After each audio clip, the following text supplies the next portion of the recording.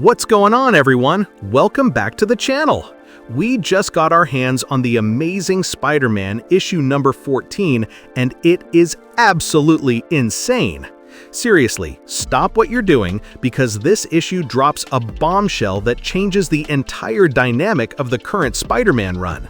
We all knew something was up with Peter Parker, but I guarantee you will never guess who is the first and only person to figure out the truth. This issue isn't just about a monster fight in the middle of the city, it's also a massive piece of the puzzle for the entire Dark Web saga and Norman Osborn's twisted path to redemption. And trust me, you haven't even heard the wildest part yet. Alright, so the issue kicks off on a really somber note, which immediately tells you things are about to go down. We see Norman Osborn, in his own gold goblin-esque spider suit, just sitting by a fireplace, and his narration hits you right in the gut. He just straight up admits the experiment is a failure. He completely accepts that his time as the substitute Spider-Man is over, that he failed to protect Peter's legacy, and that he tarnished his friend's good name. He even goes before the other spider heroes, like Spider-Woman and Miles Morales, and unmasks, telling them flat out, Norman Osborn is a failure. They officially kick him off the team, shouting, "No more webs for you," and Norman just accepts it.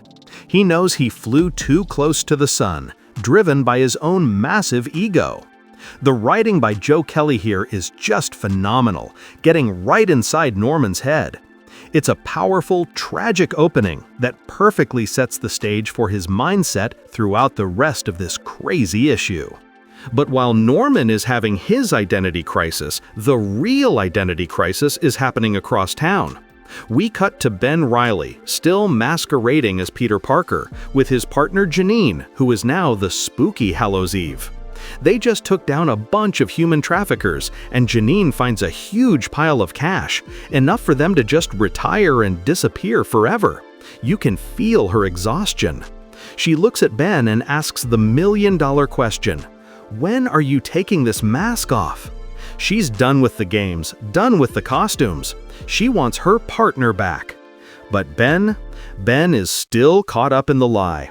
He says he has a brunch meeting for Peter's work with Felicia Hardy, and Janine's reaction says it all. The tension between them is so thick you could cut it with a web line. This isn't a power couple, it's a partnership that's fracturing under the weight of a massive deception.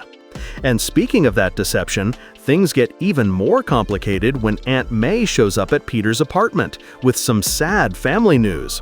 But who opens the door? A random blonde woman who is very, very clearly not Peter. It's Janine in a wig, spinning this awkward lie about being the daughter of a second cousin.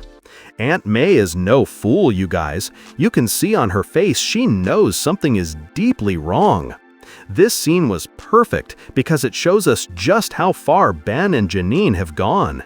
They've literally taken over Peter's home and are intercepting his mail. It's a total identity theft, and the walls are closing in fast.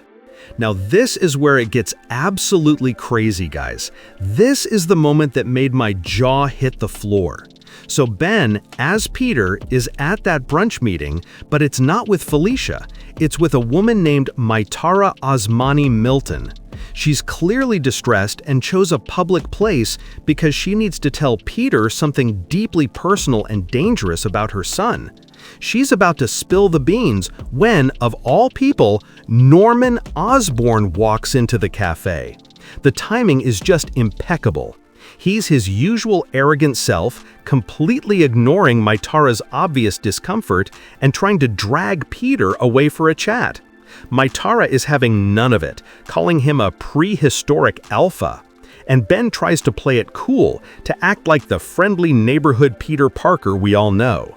He tries to brush Norman off, saying he's got a date for Croffle and Waffles, and then he says the single word that changes everything. He calls Norman Norm. Wait for it. The artwork here from Todd Nauck is just stunning. We get a series of close-up panels on Norman's face. He freezes. You can see the gears turning in his brilliant, twisted mind. He's processing the casual nickname, the slightly off mannerisms, everything. And then, through his internal monologue, the truth hits him like a lightning bolt. Holy cow, you guys! In the most ironic twist imaginable, Norman Osborn, the man who just failed at being a fake Spider-Man, is the one person who sees through Ben Reilly's disguise. His inner thought box just lays it bare. Oh my God, you're not Spider-Man. Chills. Absolute chills. This completely changes how we see Norman's entire motivation. He's not just a failed hero anymore. He suddenly has a new mission, a chance to atone for his greatest sin, being a terrible father to Harry. In his mind, protecting the real Peter Parker's life and identity from this clone becomes his path to redemption. He failed his own son, so now he will save his surrogate son. This isn't about being a hero for the public anymore. It's deeply, deeply personal.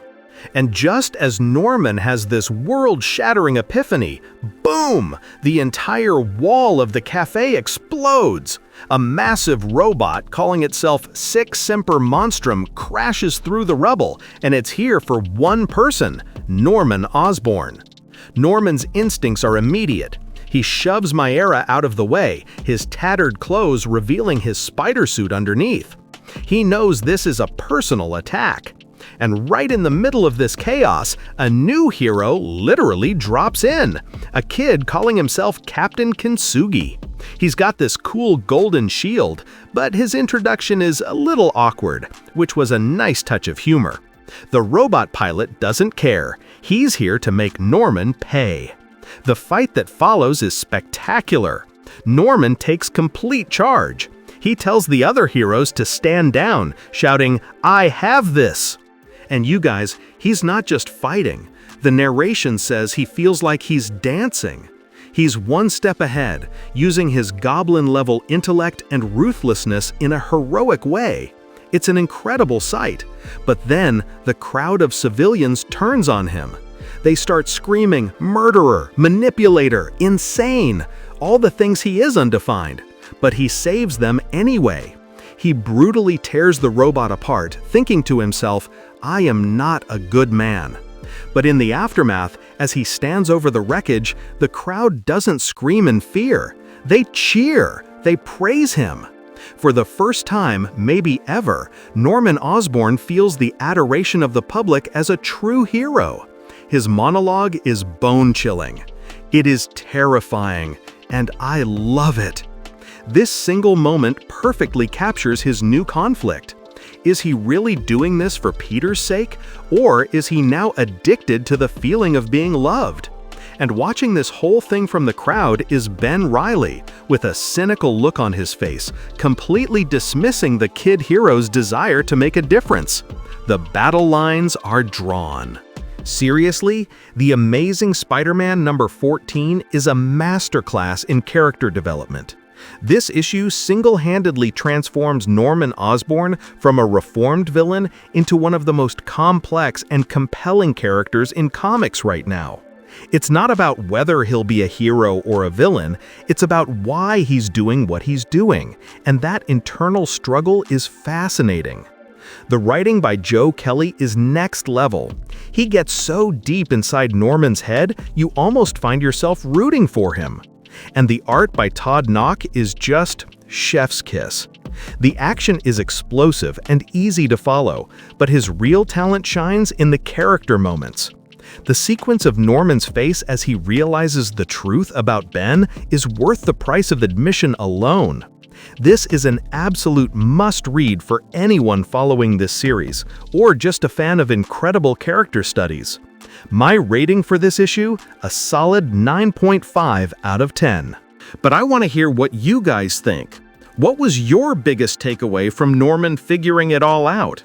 Do you think this is a real shot at redemption for him, or is he just getting hooked on the applause and will inevitably fall back into villainy? And what in the world is going on with that final cliffhanger scene, with the mysterious robed leader and the creepy bearded guy promising to make Osborn suffer? Let me know your predictions and theories down in the comments below. If you enjoyed this breakdown, do me a huge favor and smash that like button and subscribe for more. Help the channel out by sharing this video with your fellow comic fans. Thanks for watching, take care, and I'll catch you in the next one. Peace.